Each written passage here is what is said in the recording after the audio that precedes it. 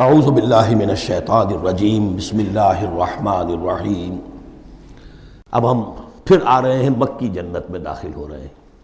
یہاں سے اب آخری گروپ شروع ہو رہا ہے۔ آخری منزل تو سورہ قاف سے شروع ہوئی تھی، چھٹا گروپ مکی اور مدنی صورتوں کا یہاں ختم ہو گیا۔ 7 صورتیں، حسین ترین صورتیں قرآن کی، وہ پہلی 7 صورتیں تھیں، سورہ قاف، سورہ ذاریات، سورہ طور، سورہ نجم، سورہ قمر، سورہ رحمان، عروس القرآن، پھر سورہ واقعہ۔ پھر یہ 10 صورتیں آ گئیں، سورہ حدید، سورہ مجادلہ، سورہ حشر، سورہ ممتحنہ، سورہ صف، سورہ جمعہ، سورہ منافقون، سورہ تغابن، سورہ طلاق، سورہ تحریم۔ اب پھر یہ مکی قرآن مجید، یہ آخری گروپ ہے۔ اس میں بھی پہلی 6 صورتیں جو ہیں وہ 3 کے سب گروپس کی شکل میں ہیں۔ سورہ ملک بڑی، جیسے سورہ قاف وہاں تھی اسی مقام پر یہاں سورہ ملک ہے، بہت جامع اس کی تاثیر، اور یہ بہت حضور کو عزیز تھی۔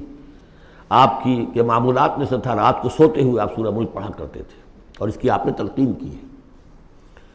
بسم اللہ الرحمن الرحیم، تبارک الذی بیدہ الملک وہو علی کل شیء قدیر۔ بڑی بابرکت ہے وہ ہستی جس کے ہاتھ میں ہے بادشاہی، راج اس کا ہے۔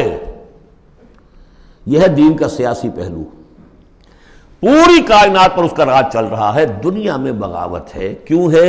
وہ اپنے ایمان کے دعوے داروں کا امتحان لینا چاہتا ہے، بس۔ ورنہ سورج، چاند، گیلیکسیز، پوری کائنات اور خود ہمارے جسم کا ایک ذرہ اس کے قانون کا پابند ہے، تابع ہے۔ ہمارا جسم ہمارے اختیار میں کہاں ہے؟ میں تنگ آ جاتا ہوں، 2 دن ہوتے ہیں یہاں سے تو طبیعت خراب ہو جاتی ہے، جب تک کہ وقت لگتا ہے، کینچی لے کر بیٹھتا ہوں۔ اگر میں چاہوں کہ یہاں بال نہ آئے، میرا جسم ہے، میرا تو اختیار نہیں، وہ تو آئیں گے۔ تو ہمارا جسم بھی جہاں تک اس کی فزیولوجی کا تعلق ہے، اس کی اناٹومی کا تعلق ہے، یہ سارا اللہ کے قانون کے تابع، میرے تابع تو نہیں۔ میں چاہوں میرا دل ذرا رک جائے، جب چاہوں میں اس کو سٹارٹ کر دوں تو یہ تو نہیں ہوگا، جب بند ہوگا بند ہو جائے گا، میرے اختیار میں نہیں ہے۔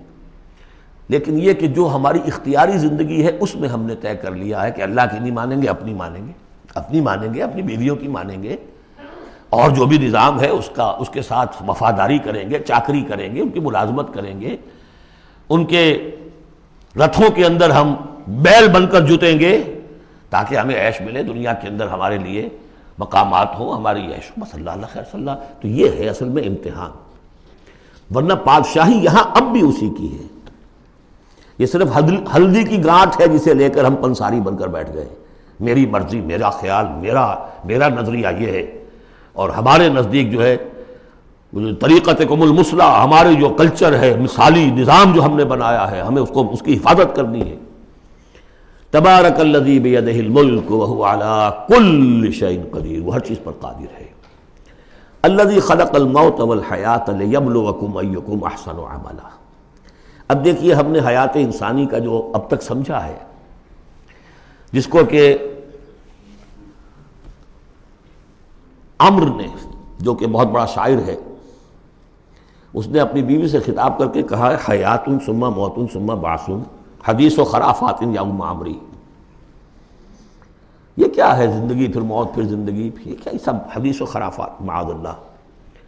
ہم نے بھی دیکھا، پہلے کنتم امواتا فاحیاکم ثم یمیتکم ثم یحییکم ثم الیہ ترجعون۔ یہ وقفے کیوں ڈالے گئے؟ یہ موت کا وقفہ کیوں ڈال کر زندگی کا ایک حصہ نکال دیا علیحدہ؟ 30 40 50 60 سال یہ دنیا کی زندگی، پھر موت کا وقفہ۔ موت ایک زندگی کا وقفہ ہے، یعنی آگے بڑھیں گے دم لے کر۔ کیوں؟ اس کی حکمت بتائی جو ہم پڑھائیں سورہ واقعہ میں۔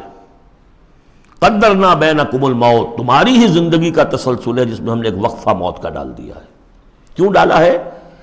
خلق الموت والحیات لیبلوکم ایکم احسن عملا۔ یہ جو چنک علیحدہ کیا ہے، یہ اس لیے کہ تمہاری آزمائش ہو، امتحان ہو، تمہیں جانچا جائے۔ وہ 3 گھنٹے کا امتحان ہوتا تھا جو دیتے تھے تم کبھی اسکولوں میں، اب یہ 30 برس کا سمجھ، اور واقعی 30 برس ہی ہوتے ہیں آدمی کے پاس۔ پہلی زندگی کے 20 25 برس ویسے گزر گئے، شعور ہی ابھی نہیں ہے، اور پھر ایک خاص عمر کے بعد جو ہے اعضاء ڈھیلے پڑ گئے، اور پھر یہ کہ لا یعلم من بعد علم شیئا، 30 نہیں ہوں گے 40 مل جائیں گے آدمی کو، کام تو یہی ہوتا اس کی زندگی کا۔ لیکن اس لیے ہے لیبلوکم ایکم احسن عملا، تاکہ تمہیں جانچے پرکھے دیکھے تم میں سے کون ہے اچھے عمل کرنے والا۔ اب دیکھیے علامہ اقبال کی جو نظم ہے زندگی کے موضوع پر، واقعہ یہ ہے کہ بہت چوٹی کی چیز ہے، بہت عمدہ چیز ہے۔ تو اسے پیمانہ امروز فردا سے نہ ناپ، جاویداں پہم دواں ہر دم جواں ہے زندگی۔ قلزم ہستی سے تو ابھرا ہے مانند حباب، جیسے سمندر میں ایک بلبلا سا ہوتا ہے، کتنی زندگی ہوتی ہے بلبلے کی۔